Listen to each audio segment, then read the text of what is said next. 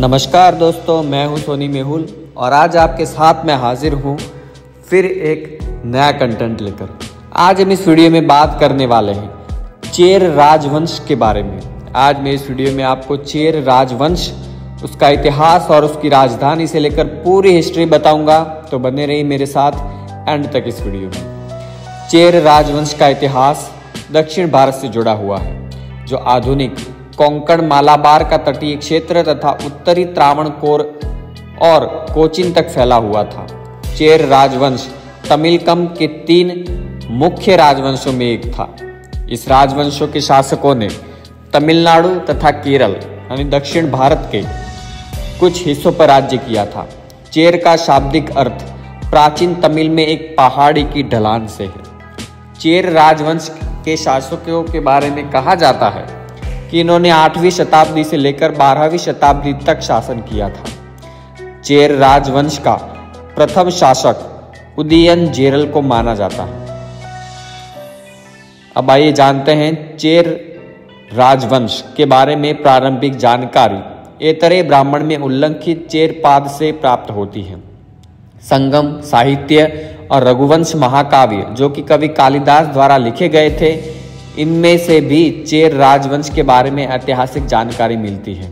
इसके अतिरिक्त महाभारत, रामायण, सम्राट अशोक महान के शिलालेख भी इसी संबंध में जानकारी देते हैं। चेर राजवंश का इतिहास देखा जाए तो इस वंश के शासकों ने 2 अलग अलग समय पर शासन किया था, जिनमें से एक 4वीं शताब्दी ईसा पूर्व से लेकर 5वीं शताब्दी ईसा पूर्व तक, जबकि बाद में इन्होंने 8वीं शताब्दी से 12वीं शताब्दी ईस्वी के बीच शासन किया था। मौर्य वंश के महान शासक सम्राट अशोक के शिलालेखों में इस राजवंश को कई नामों से संबोधित किया गया है, जिनमें मलैयर, पुरेयार, बनारवर, बिल्लवर, केरलपुत्र, कुट्टुवर, काड़ावर और केरलपुत्र आदि मुख्य नाम हैं। इतिहासकारों के अनुसार चेर द्रविड़ जाति से संबंध रखते थे, लेकिन बाद में इन्होंने आर्य वर्ण व्यवस्था में क्षत्रिय वर्ण का स्थान प्राप्त किया। साथ ही अन्य क्षत्रिय राजाओं के परिवार में वैवाहिक संबंध स्थापित किए और चेर राजवंश पांड्या साम्राज्य के उत्तर और पश्चिमी में स्थित था। महाभारत के युद्ध के समय यही एकमात्र ऐसा राजवंश था जिसने युद्ध में भाग नहीं लिया, क्योंकि इन्होंने महाभारत के युद्ध में भाग लेने वाले सभी योद्धाओं और सैनिकों के लिए भोजन व्यवस्था का जिम्मा उठाया था। इसी बड़ी जिम्मेदारी की वजह से इस वंश को महाभोजक की संज्ञा दी गई। चेर राजवंश का इतिहास बताता है कि इसके प्रथम शासक उदयनजेरल के बाद उसका बेटा नेदुनजेरल इस राजवंश का अगला शासक बना। नेदुनजेरल विस्तारवादी सोच का राजा था। इस वजह से पड़ोसी देशों पर आक्रमण किया और व्यापारियों को बंदी बना लिया। उन्हें मुक्त करने की एवज में उनके परिवारों से अपार धन हासिल किया। इसी दिशा में आगे बढ़ते हुए इनका सामना चोल शासकों के साथ हुआ और इस मुठभेड़ में उनकी मृत्यु हो गई। नेदुनजेरल के बाद चेर राजवंश के अगले शासक अधिराज की उपाधि धारण करने वाले शेलवान कुटवन बने। इनके शासनकाल में इनकी सेना में बड़ी तादाद में हाथी शामिल थे और यही वजह है कि ये राजा हाथियों की संख्या के लिए जाना जाता है। शेलवान कुटवन के बाद चेर राजवंश के अगले शासक सेन गुटवान बने। इन्हें कला प्रेमी और एक महान शासक के रूप में देखा जाता है। नौसेना के दम पर उन्होंने महुर नामक राज्य को जीता। कन्ननी और पत्तनी नामक त्योहार का चलन इनके शासनकाल में ही था। पेरुजेरल इन्ननपोरी को चेर वंश का अंतिम शासक माना जाता है। इन्होंने अमरयवर्मन्य नामक उपाधि धारण की। अमरयवर्मन्य का शाब्दिक अर्थ होता है जिसकी सीमा हिमालय तक फैली हो। भारत में पहली बार गन्ने की खेती इनके शासनकाल में शुरू हुई। 2वीं शताब्दी ईसा पूर्व के बाद चेरों की शक्ति कमजोर हो गई। इसके बाद 8वीं शताब्दी के प्रारंभ तक हमें इतिहास के पन्ने खंगालने पर भी चेर वंश के बारे में कोई जानकारी नहीं मिलती। 8वीं शताब्दी के अंत में चेर वंश के शासक का पल्लव राजा परमेश्वरन के साथ पूरे युद्ध का जिक्र मिलता है। चेरा और चोलों के मध्य मैत्रीपूर्ण संबंध थे। चोल राजा परांतक प्रथम ने चेर राजकुमारी के साथ विवाह किया।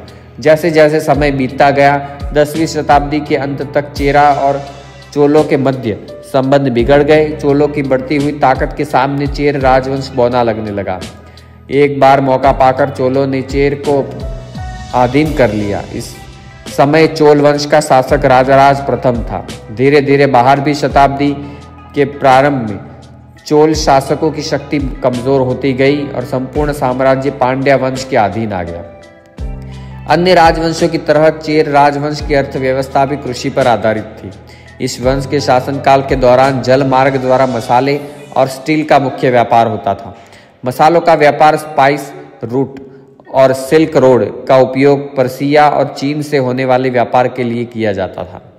चेर राजवंश का इतिहास बताता है कि इस वंश से संबंधित जो मुद्राएं और शिलालेख प्राप्त हुए हैं उनमें ये भी जानकारी मिलती है कि इन्होंने पत्थरों से जैन मंदिरों का निर्माण करवाया और बाहरी लोगों को पनाह देने के लिए कई मठों का निर्माण करवाया।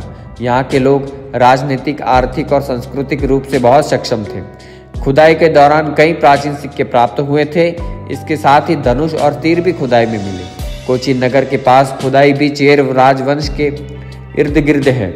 इस राजवंश से संबंधित सिक्के कोयम्बटूर और अमरावती नदी के अंदर से प्राप्त हुए थे। चेर वंश की वंशावली की बात की जाए तो उदयन जेरल इस वंश का संस्थापक माना जाता है। चेर वंश के संस्थापक उदयन जेरल के बाद भी इस वंश के कई महान शासक पैदा हुए जो चेर वंश की वंशावली को आगे बढ़ाते हैं। पहला था उदयन जेरल, दूसरा नेदुन जेरल, तीसरा पल्यानेशेलकेलु कट्टवन, चौथा धर्मपरायण कट्टुवन, पांचवा पेरुल जेरल।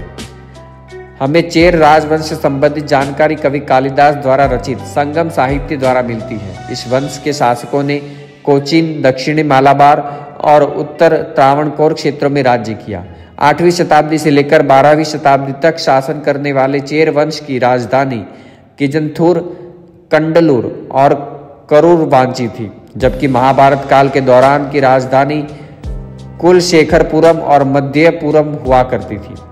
चेर वंश के बंदरगाह मुशीरिया मुजीरिश था।